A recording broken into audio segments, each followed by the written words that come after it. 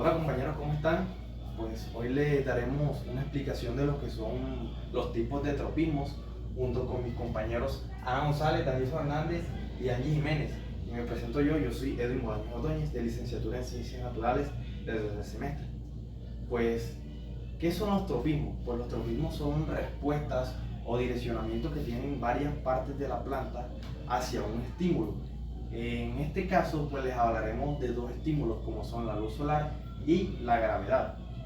¿Qué pasa con el de la luz solar? Pues la luz solar se conoce como un tipo de tropismo que es el fototropismo, que es el direccionamiento de la planta hacia un estímulo luminoso como la luz solar. Y en el caso del geotropismo o gravitropismo, pues puede pasar en los tallos y en las raíces, donde las raíces crecen en dirección a la gravedad, o sea, hacia abajo. Se puede considerar geotropismo positivo. Pero, ¿qué pasa con los tallos? Pues estos desarrollan geotropismo negativo, ya que van en dirección contraria a la gravedad. Dentro de la clasificación del tropismo podemos encontrar el fototropismo. El fototropismo es exclusivamente de las plantas, por lo tanto se conoce como un fenómeno biológico fascinante, porque permite describir cómo las plantas desarrollan su crecimiento en dirección hacia la fuente de la luz. Este es un proceso esencial para la supervivencia y desarrollo de las plantas, porque les permite maximizar una mayor cantidad de luz para la realización de la fotosíntesis. El fototropismo lo que permite es que las células detectan la dirección de la luz solar y desarrollan una serie de respuestas tanto celulares como hormonales que son las encargadas o permiten el crecimiento de las plantas hacia esa dirección de la luz en la que fue detectada. Esto se puede evidenciar en el arqueamiento de los tallos y de las hojas hacia la fuente de la luz. Este es un mecanismo que no solamente nos muestra cómo las plantas aprovechan o lo desarrollan para aprovechar esa captación de la luz solar, sino que también nos muestra la gran capacidad que tienen las plantas para adaptarse a su entorno. Ahora les estaremos hablando un poco sobre las experiencias históricas del fototropismo. A finales del siglo XIX, pero a principios del siglo XX, se realizaron varios experimentos para poder estudiar el proceso del fototropismo. Durante estos varios experimentos se estuvo utilizando el coleótiles, es la vaina que rodea el brote joven de las plantas herbáceas. Uno de los primeros científicos en empezar este proceso de estudio fue Charles Darwin. En el año 1880, con el experimento de Charles Darwin se descubrió que quitando la punta del coleótilo se detenía la respuesta fototrópica. Para asegurarse de que esto no se debiera a la herida que causó la cortada en el coleótilo, tapó la punta de otro coleótilo con una cubierta opaca para poder detener la luz, obteniendo como resultado el mismo proceso de acá. O sea, no hubo respuesta fototrópica, no hubo arqueamiento hacia la fuente de la luz. Con este proceso o este experimento se pudo comprobar que en la punta del coleótilo era la responsable de detectar la luz. Luego, después de unos años, aparece el científico Boyne Jensen, específicamente en el año 1913. Él tomó como base el experimento de Charles Darwin. Este experimento consistió en, luego de haber cortado la punta del coleótilo, era introducirlo nuevamente entre medio de estos dos, colocar una barra de gelatina, algo que pues era como lo impidiera pues estar juntos. Esto trajo como resultado que se restableciera nuevamente la respuesta fototrópica, es decir, el crecimiento unidireccional hacia la fuente de la luz. Con este experimento se pudo concluir que el estímulo del crecimiento de la planta es una sustancia química, como se conoce ahora, una hormona, y que direccionaba la encargada de direccionar el crecimiento de la luz. Este experimento, Boyne Jensen no solamente se quedó con él, sino que introdujo nuevamente un experimento para confirmar su primer proceso. En este consistía en introducir una barra de mica justo hasta la mitad por debajo de la punta. La barra de mica es impermeable a los procesos químicos.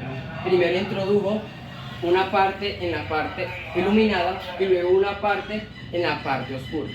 Trajo como resultado que en la parte iluminada se produjo el proceso fototrópico mientras que en la parte opacada no se produjo el movimiento fototrópico. Con este experimento se pudo concluir de que el proceso fototrópico se daba en la punta del coleóptero antes de recorrer por todo el proceso. Después de 6 años, específicamente en el 1919, el científico Pál realizó nuevamente un experimento en el que consistió en cortar nuevamente la punta del coleóptero y introducirla descentrada a la parte oscura de este. Trajo como respuesta que la parte donde se encontraba la punta del coleóptero creció más que la del otro lado. Con este experimento se pudo comprobar que fue algo similar a una respuesta fototrópica y que este crecimiento se debió a una hormona que se difunde a través de los tejidos vegetales y que tiene un estímulo en el crecimiento de los tejidos.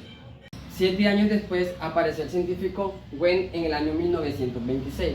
Realizó un nuevo experimento en el que consistió en cortar la punta del coleóptero e introducirla en un bloque de gelatina, permitiendo que las hormonas se difundan dentro de este, el cual se colocó nuevamente en la parte superior del coleóptero, pero descentrada a la parte oscura.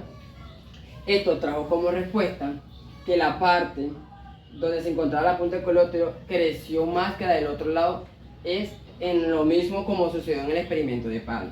Con este experimento se pudo comprobar que a mayor concentración de hormonas, mayor es el curvatorio de la planta o del coleóptero.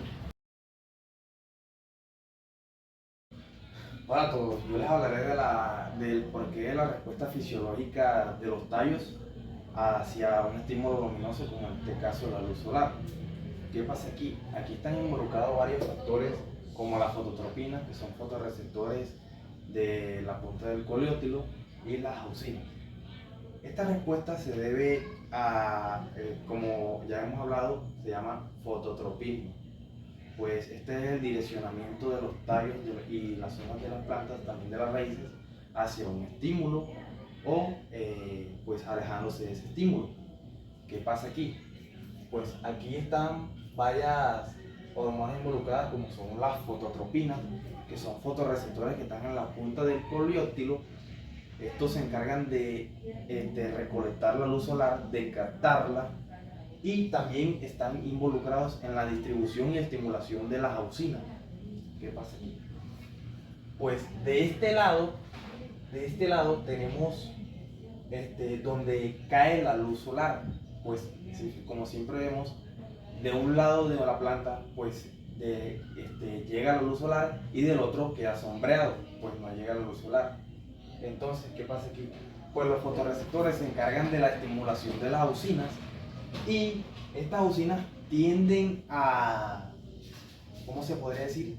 Tienden a distribuirse en mayor proporción hacia el lado sombreado, donde las fototropinas no captan el sol, pues se distribuyen hacia el lado sombreado.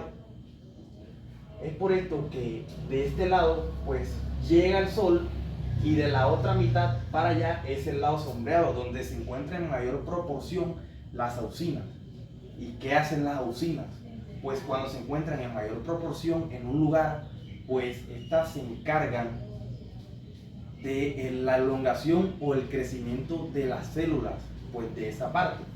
Entonces, si hay menor cantidad de auxinas en el lado donde llega la luz solar, pues las auxinas las células de esa parte de la planta donde llega el sol, pues no tendrán crecimiento celular. Pues sí tendrán, pero muy poco o de manera desigual a lo que es el lado sombreado. ¿Qué pasa con el lado sombreado?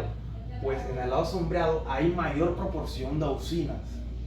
¿Qué causa esto? Una mayor elongación celular, mayor crecimiento de las células, y lo que pasa es que crezca de mayor manera en el lado donde está sombreado. Es por esto que vemos que se curva la planta hacia un lado. Bueno, aquí les explicaré pues brevemente cómo funciona el proceso de fototropismo en las plantas. Con esta imagen se los explicaré. Como ya sabemos, para llevar a cabo la fotosíntesis se necesita de la luz solar. Es por eso que las plantas pues tienden a adaptarse y pues generar el fototropismo para poder alcanzar ese estímulo luminoso y poder llevar a cabo la fotosíntesis. ¿Qué pasa? Pues mientras que la luz solar se encuentre en un punto superior, pues la planta no va a tener curvatura hacia ningún lado, sino hacia arriba, pues donde se encuentra el estímulo luminoso. Pero ¿qué pasa cuando el estímulo luminoso, o en este caso supongamos que el sol, está de un lado? Pues la planta tiende a doblarse o a seguir la dirección donde está el sol. ¿Por qué pasa esto? Porque las plantas, como les expliqué, tienen fotorreceptores, que son las fototropinas. Pues estas captan la luz solar y estimulan y distribuyen de manera desigual las auxinas, donde en la parte donde la planta pues no capta el sol, llega una mayor proporción de auxinas. ¿Esto qué hace? Que en la parte sombreada, donde no llega el sol, pues esta tiende a crecer de manera desigual. ¿Qué quiero decir con esto? Que en el espacio sombreado las auxinas se encuentran en menor proporción y hacen que crezcan más las células, pues hay mayor elongación, lo que hace que se estire de ese lado más la planta. Pero en el lado donde sí llega el sol, pues las plantas sí crecen, o sea, hay elongación celular, pero muy por debajo o menor que en el lado de sombreado. Pues así es como funciona el proceso de fototropismo, donde involucran las auxinas y los fotorreceptores como son las fototropinas. Ahora les estaré hablando sobre el geotropismo. ¿Qué es el geotropismo? El geotropismo es la capacidad que tienen las plantas de orientar su movimiento en respuesta a la gravedad.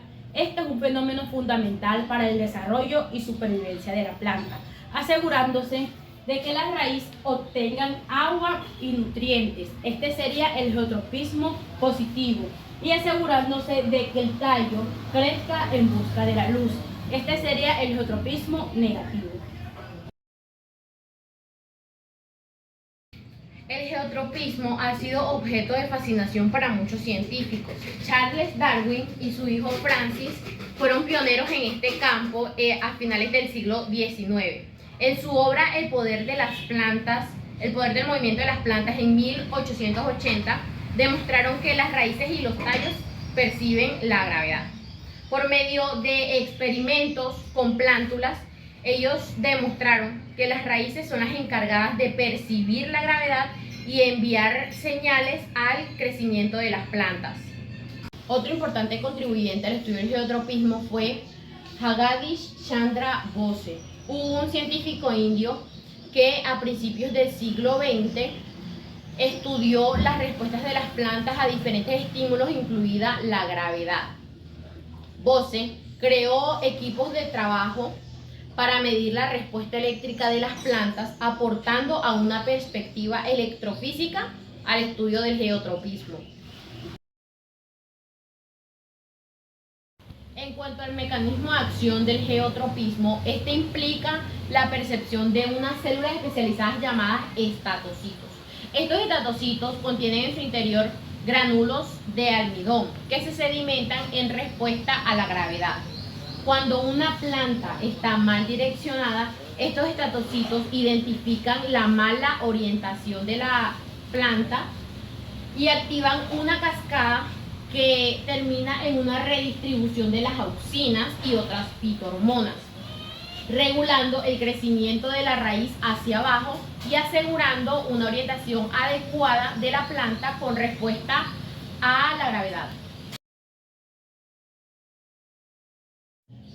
Fisiológicamente, las respuestas de las raíces a la gravedad se explican mediante la hipótesis de los estatolitos. En las raíces, especialmente en la cofia o en la caliptra, se encuentran células especializadas llamadas estatocitos. Estas células contienen estatolitos, que son organelos llenos de almidón. Estos estatolitos se desplazan bajo el efecto de la gravedad, ubicándose en la parte inferior de la raíz.